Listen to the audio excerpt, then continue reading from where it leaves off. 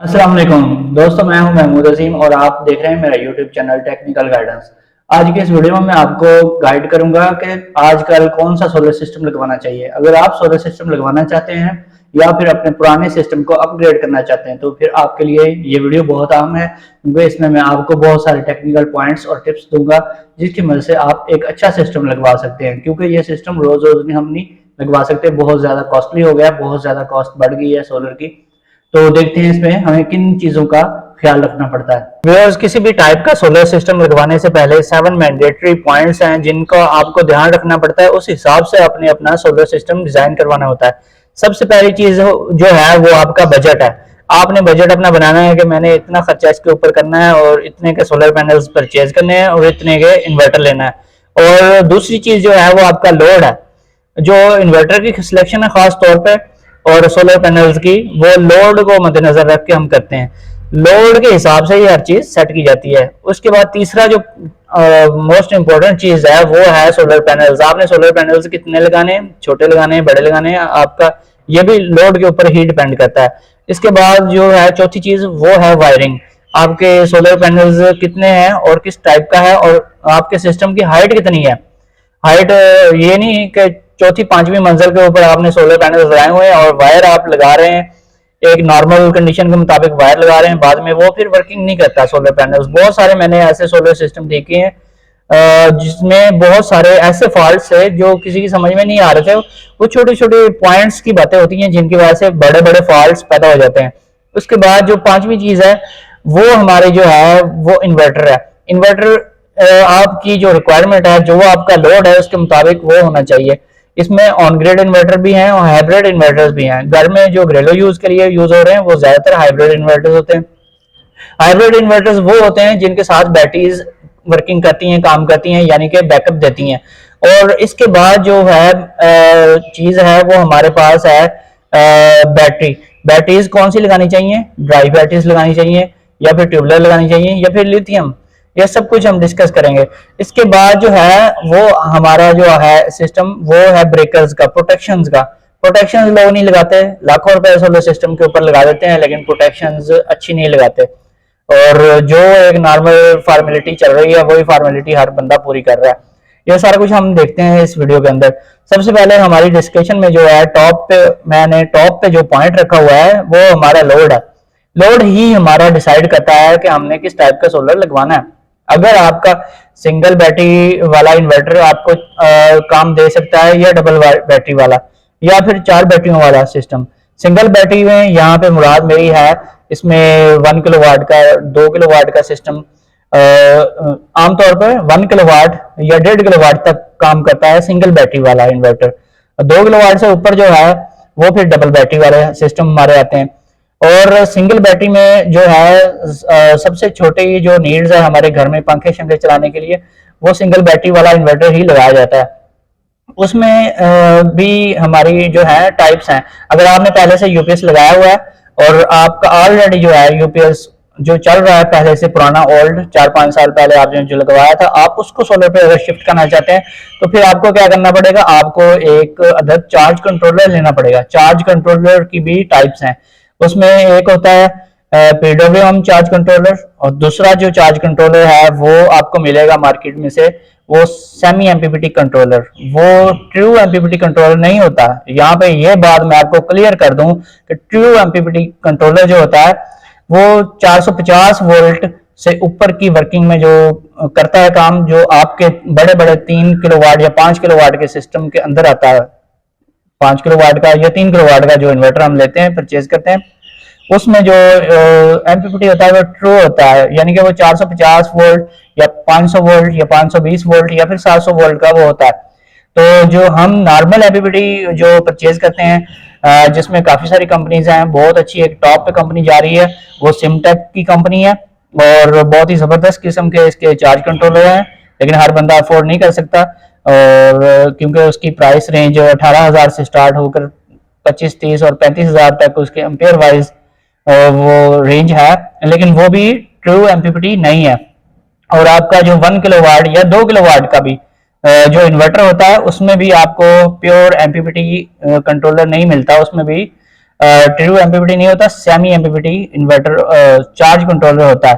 तो फिर अगर हमारी रिक्वायरमेंट है सिर्फ एक दो पंखे चलाने या डीसी एयर कूलर चलाना, तो फिर हम जो है एक सादा सिस्टम पीडब्ल्यूएम का डिजाइन करवाते हैं। पीडब्ल्यूएम में ये है कि हमारे 4-5 हज़ार का एक कंट्रोलर मिल जाता है हमें, वो हम लेकर लगा लेते हैं और साथ 2 या 4 पैनल हम 150 वाट के लगा लेते हैं। ये तो हो गया एक छोटा सा सिस्टम। तो अगर आपने इसको एक्सटेंड करना है, अगर आपका ये पहले से लगा हुआ है या फिर आप इससे बेहतर सिस्टम लगवाना चाहते हैं, तो फिर आपके पास दो चॉइसेस हैं। या तो आप सोलर इन्वर्टर लेकर परचेज कर लें 1.2 किलोवाट का या 1.5 किलोवाट का, ये सिंगल बैटरी ऑपरेटेड इन्वर्टर्स होते हैं। ये वाले आप परचेज करके इंस्टॉल करवा लें, और वो जो आपके पास छोटे पैनल्स हैं 3 या 4 या 2 जो भी हैं, वो इन्हीं छोटे इन्वर्टर्स के साथ आपके एडजस्ट हो जाएंगे, तो आपका सिस्टम बहुत बेहतर चलेगा। और आप इनके साथ फिर मैक्सिमम जो है 150 वाट के 6 पैनल तक चला सकते हैं। और अगर आपका 24 वोल्ट का सिस्टम है जैसे इन्वेक्स 2.2 या इस टाइप का कोई और इन्वर्टर है, तो फिर आप उसके साथ मैक्सिमम 6 से 8 पैनल्स 150 वाट वाले लगा सकते हैं। लेकिन इससे ज्यादा आप लगाएंगे तो आपको रिजल्ट नहीं मिलेगा और वो काम भी नहीं करेगा। तो ये तो हो गए छोटे सिस्टम्स। इसमें आपके पास अब क्या है कि अगर आपने पहले से अगर आपने यूपीएस लगाया हुआ है ओल्ड मॉडल का, जो पहले चाइना का आता था या फिर घोटकी का लोहे की बाटी में जो आता है, वो अगर आपने लगाए हुए हैं, आप चाहते हैं कि अभी आपने गुजारा करना है, उन्हीं को आपने सोलर के ऊपर शिफ्ट करना है, तो फिर आपने क्या करना है, एक आपने ले लेना है। अगर आपके पास 2 या 4 पैनल हैं और आपका जो है ज्यादा आप सिस्टम बड़ा नहीं लगाना चाहते, तो फिर आपने पीडब्ल्यूएम कंट्रोलर लगा लेना है उसी के साथ। और अगर आप चाहते हैं कि वो भी ऑटोमेटिक काम करे, दिन को वो सोलर के ऊपर शिफ्ट हो जाए और शाम को वो वापडा के ऊपर ऑटोमेटिकली काम करे, वो आपका जो सादा यूपीएस है, तो फिर आपने क्या करना है, एक एमपीपीटी ले लेना है, एमपीपीटी चार्ज कंट्रोलर ले लेना है, उसके थ्रू इसको आपने ऑपरेट करवाना है अपने यूपीएस को। उसके साथ आपने 4 या 6 पैनल लगा लेने हैं 150 वाट के, या फिर इससे बड़े आप लगाना चाहते हैं तो वो भी आप लगा सकते हैं, वो भी उतने कम लगेंगे, वो भी आपके चल जाएंगे, 250 वाट वाले भी चल जाएंगे, 330 वाट वाले भी चल जाएंगे, तो आप वो भी लगा सकते हैं। इस तरह से आप पुराने सिस्टम को नए सिस्टम के मुताबिक वो चला सकते हैं। तो ये एक ऑप्शन हो गया आपके पास कि आपने अगर थोड़ा खर्चा करना है तो फिर आप इस तरीके से भी काम चला सकते हैं। अब रह गई बात बड़े सिस्टम की। अगर आपने बड़ा सिस्टम लगाना है तो अगर आपका वो डिपेंड करता है आपके लोड के ऊपर। अगर आपका लोड जो है ज्यादा लोड नहीं होता, आपका दिन को हैवी लोड नहीं चलाते, तो फिर तो आपको जो है 2.2 किलोवाट तक या 2.5 किलोवाट तक जो सिस्टम है वो बेस्ट आपके लिए वर्किंग करेगा। अगर आपका लोड जो है हैवी लोड है, आप एसी यूज करते हैं, आप चाहते हैं 1 टन का या 1.5 टन का मैंने एसी चलाना है, या आप हीटर चलाते हैं या आप गीजर चलाते हैं, जो इलेक्ट्रिसिटी पे जिनकी रनिंग है वो गीजर आप चलाते हैं, तो फिर आपको जो है कम से कम 3 किलोवाट का सिस्टम लगवाना पड़ेगा। उसमें आपको 3.2 में इन्वर्टर्स मिल जाते हैं, 3.6 में मिल जाते हैं, ठीक है, 4 किलोवाट में भी, 4.2 किलोवाट में भी मिल जाते हैं, और 5 किलोवाट और 6 किलोवाट और सो ऑन, इससे ऊपर 8 किलोवाट का भी आपको हाइब्रिड सिस्टम मिल जाता है। और 10 किलोवाट में आप लेंगे तो फिर आपको ऑन ग्रिड सिस्टम मिलेगा। और ये फिर आपको इनमें से कोई आपको सिलेक्शन करनी पड़ेगी। अब ये वीडियो बनाने का मकसद ये है कि आपको ये मैं गाइड करूं कि आपकी सिलेक्शन इजी हो जाए कि आपने कौन सा सिस्टम लगवाना है, और आपका काम भी कम पैसों में ज्यादा आपको प्रोग्रेस मिले। तो आपने क्या करना है कि अगर आपका सिर्फ एक एसी आप चलाना चाहते हैं तो आप 3 किलोवाट का कोई सिस्टम लगा लें, यानी कि आपका एक एसी भी चल जाएगा, उसके साथ आपकी 3-4 लाइट्स भी चल जाएंगी, ज्यादा भी चला सकते हैं, 8-10 लाइट भी चला सकते हैं एक एसी चलाकर। तो फिर आप अगर आपकी साथ पंखे हैं, फैंस हैं, 3-4 पंखे भी आपके चल जाएंगे। और अगर आपने फिर दूसरा हैवी लोड चलाना है, यानी कि इस्त्री चलानी है, या फिर इस तरह का कोई साथ हीटर या गीजर इस टाइप का, यानी कि एट अ टाइम 2 आप हैवी लोड चलाना चाहते हैं, तो फिर 3 किलोवाट का आपको सिस्टम नहीं लगवाना चाहिए, क्योंकि हर वक्त वो आपको ख्याल करना पड़ेगा, ये बंद करो वो करो, एक टाइम में एक चलाओ, ठीक है, तो इसकी बहुत ज्यादा आपको केयर करनी पड़ेगी। तो फिर आपको क्या करना चाहिए, आपको चाहिए 5 किलोवाट सिस्टम जो है उसकी तरफ मूव करें। वो आपके थोड़ा सा कॉस्टली तो हो जाएगा, क्योंकि उसमें 4 बैटरीज आपको परचेज करनी पड़ेंगी, बैटरीज भी बहुत महंगी हो गई हैं, और इन्वर्टर भी उसमें बड़ा लेना पड़ेगा। तो फिर आपने क्या करना है, 5 किलो वाट या 6 किलो वाट का एक नॉर्मल, अगर आपका घर है जिसमें 1 या 2 एसी आप चलाते हैं, तो फिर आप 5 किलो वाट या 6 किलो वाट का इन्वर्टर परचेज कर लें। तो इससे आपका हैवी लोड बहुत अच्छे तरीके से, दो दो या तीन किस्म के हैवी लोड, यानी कि आपने अगर घर में आपने पंप लगाया हुआ है, वाटर पंप है जो रेड कलर का होता है, जिसे रूटर भी बोलते हैं, वो लगा हुआ है, वो भी चल जाएगा अल्टरनेट एसी के साथ, वो भी चल जाएगा। अगर 3 किलो वाट का सिस्टम है और आप चाहते हैं कि एसी भी चल रहा हो साथ रूटर भी आप चला दें, तो फिर आपका सिस्टम जो है वो डैमेज हो जाएगा, तो वो वर्किंग नहीं करेगा, तो आपको बहुत ज्यादा वो तंग करेगा। तो आपको चाहिए कि सबसे पहले ये डिसाइड करें कि आपका सिस्टम किस टाइप में आता है, ठीक है। उसके बाद आपने अपना जो है सिस्टम लगवाना है। उसमें आपने क्या करना है, अब बैटरीज पे आते हैं हम। बैटरीज भी कई टाइप्स हैं, बैटरी भी बहुत सारी टाइप्स आती हैं। पहले पहले क्या होता था, आज से कोई 10 साल पहले की बात है, कि जब सेल आने शुरू हुए थे, ड्राई सेल, उसमें भी उसकी कई वैरायटीज थी। एक तो आता था 2 वोल्ट का सेल, और उस 6 सेल्स मिलाकर एक 12 वोल्ट की बैटरी कंस्ट्रक्ट की जाती थी, वो लगाते थे लोग, कहते जी इसका बड़ा बैकअप है, ये ऐसे है वैसे है ये है वो है, ठीक है ना, और इसकी 10 साल लाइफ है, और जी ये तो कभी कभी खत्म ही नहीं होते जी, ये तो खराब होते ही नहीं है। लेकिन वो भी लोग बड़े जिलीलो ख्वार हुए हैं, उन्होंने लाखों रुपए उनके ऊपर लगाए हैं, उन सेल्स के ऊपर। किसी ने 24 वोल्ट का बैटरी बैंक बनाया हुआ है, किसी ने 12 वोल्ट का बनाया हुआ है, तो वो चलाते थे, बैकअप मिलता था शुरू में, तो उन्होंने मजे किए पहला साल। उसके बाद वो ऐसे डेड हो गए कि जैसे कि उनको पता नहीं क्या हो गया। तो बस लोगों ने यूट्यूब के ऊपर वीडियोस बना बना के इतनी डाली, बस अब बंदा इनको क्या कहे, हराम कमाई करने के लिए दूसरों के पैसे बर्बाद कर दिए, सीधी सी बात है। फिर वो सेल्स जो थे वो उन्होंने बहुत लोगों को तंग किया। असल में होता क्या था, और अच्छा उन सेल्स के अलावा क्या, उन सेल्स के अलावा भी कुछ और टाइप्स की बैटरीज भी आनी शुरू हो गई। वाल्व रेगुलेटेड बैटरी एक होती है, उसके अंदर वाल्व्स होते हैं, ठीक है ना, वो वाल्व जो हैं वो वर्किंग करते हैं, बैटरी चार्जिंग डिस्चार्जिंग के मुताबिक वो वाल्व खुलते और बंद होते हैं।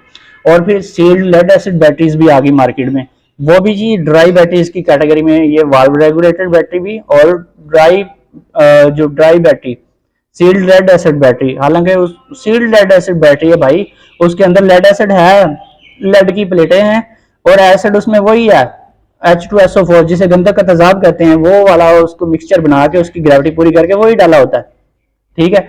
फर्क क्या है, फर्क इतना है कि सिर्फ वो बैटरी है सील्ड लेड एसिड बैटरी, यानी कि उसका एसिड जो है, लिक्विड जो है, वो बाहर नहीं आता, वो अंदर ही रहता है, ये डिफरेंस है। और जो दूसरी आपकी बैटरी है, जो कार बैटरी जिसे कहते हैं, उसका लिक्विड बाहर उछलता रहता है, उसमें से निकलता है, उसके कैप्स होते हैं, खुल जाते हैं, ठीक है। ये सारा ड्रामा है। लोगों ने उसमें बहुत सारी इन्वेस्टमेंट की, उसमें बहुत सारी कंपनीज थी, उसमें नराटा की एक बैटरी थी, बहुत कामयाब बैटरी थी, और भी कई बैटरीज आई, बहुत सारी, ओसाका की, और दूसरी जो है सोगो कंपनीज की खास तौर पे बहुत ज्यादा, और इस तरह की चाइनीज पता नहीं क्या क्या नाम होते थे उनके, बहुत सारी बैटरीज आई मार्केट में, छा गई, लोगों ने वीडियोस बना बना के, यूट्यूबर्स ने ठीक ठाक उन्होंने यूट्यूब के ऊपर व्यूज हासिल किए और लोगों के पैसे बर्बाद कर दिए, ठीक है।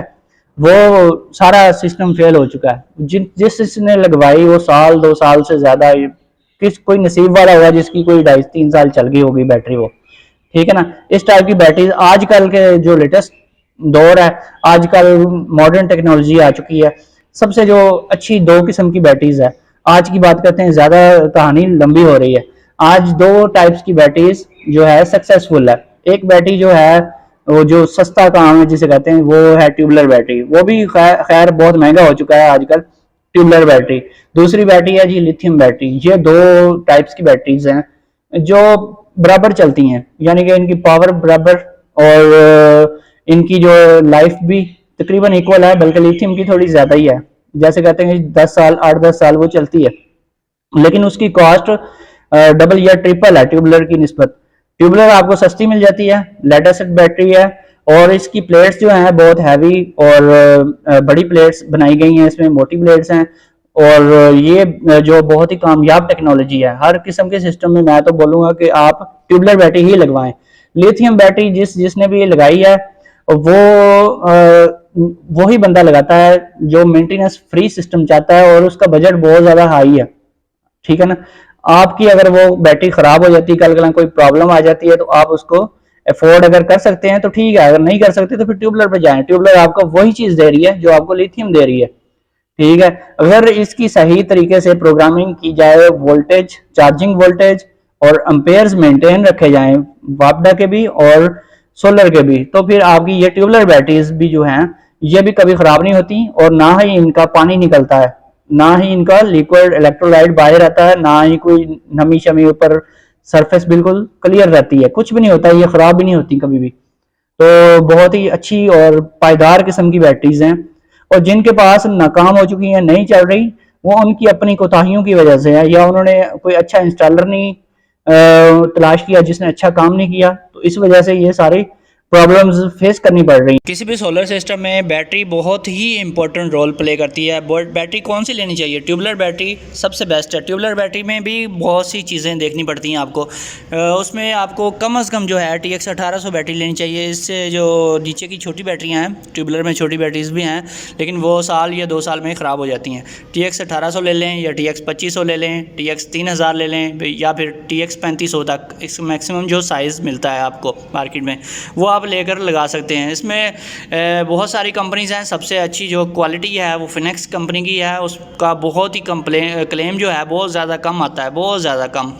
तो बाकी जो है एक्साइड है, इसके अलावा उसमें आपको फिर AGS देखने को मिलेगी, और लो क्वालिटी में बैटरीज जो हैं वो आपको फिर देखने को मिलेगी। ओसाका होगी, वोल्टा होगी, या फिर इससे भी ज़्यादा लो बैटरी जो है वो जो है दूसरी क्या कहते हैं उसको, फ्यूजी का हो गई, या फिर दूसरी जो है और भी बहुत सारी टाइप्स की बैटरीज आ रही हैं। डाइवो की बैटरी है और हॉक कंपनी की है, बहुत ही लो ग्रेड की बैटरी है, वो भी आप लेकर लगा सकते हैं। लेकिन प्राइस इनकी तकरीबन सेम ही होती है, 2000, 1000, 1500, 3000 इतना डिफरेंस होता है।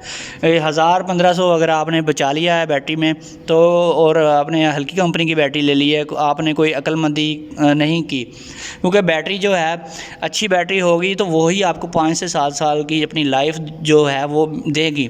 और अगर आपको हर साल या 2 साल बाद बैटरी चेंज करनी पड़ती है तो फिर तो आपको कोई फ़ायदा नहीं हुआ। और बैटरीज जो है, फिनिक्स की बैटरी जो है, इसका जो है मेयार बहुत ही एक स्टैंडर्ड पे है, और इसकी जो प्लेट्स हैं दूसरी बैटरीज की बनिस्बत ये मोटी प्लेट्स होती हैं, और इसका वेट भी ज़्यादा होता है। जब आपको इसको स्क्रैप में सेल करते हैं तो आपको अच्छे खासे पैसे मिल जाते हैं, क्योंकि स्क्रैप का रेट भी आजकल 300 रुपीज़ या इससे ऊपर नीचे चल रहा है। तो रेट ऊपर नीचे कम होता रहता है, कम ज़्यादा होता रहता है। अच्छा, ये भी मैंने देखा है कि बैटरीज़ हल्की कंपनी की भी आप अगर ले लेते हैं, वो भी जो ट्यूबलर में हो अगर, 2.5 से 3 साल वो भी चल जाती हैं। हल्की से हल्की थर्ड क्लास कंपनी की बैटरी भी जो है 2.5 साल, 2 साल, 3 साल वो चल जाती है। लेकिन जो है दूसरी ट्यूबलर के अलावा बैटरी है वो इतनी लाइफ नहीं देती, तो इसलिए हमेशा बैटरी अच्छी लेनी चाहिए। तो इसके अलावा अगर आप बहुत ज़्यादा इन्वेस्टमेंट कर सकते हैं तो फिर आप जो है लिथियम बैटरी की तरफ जाएं, अदरवाइज़ नहीं।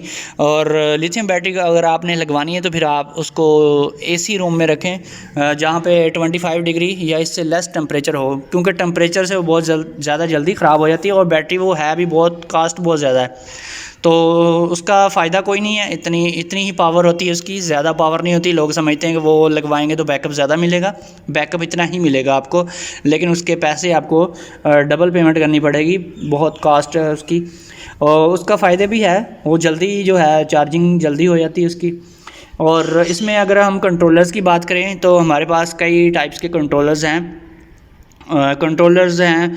और कंट्रोलर्स जो हैं PWM कंट्रोलर भी आप यूज़ कर सकते हैं।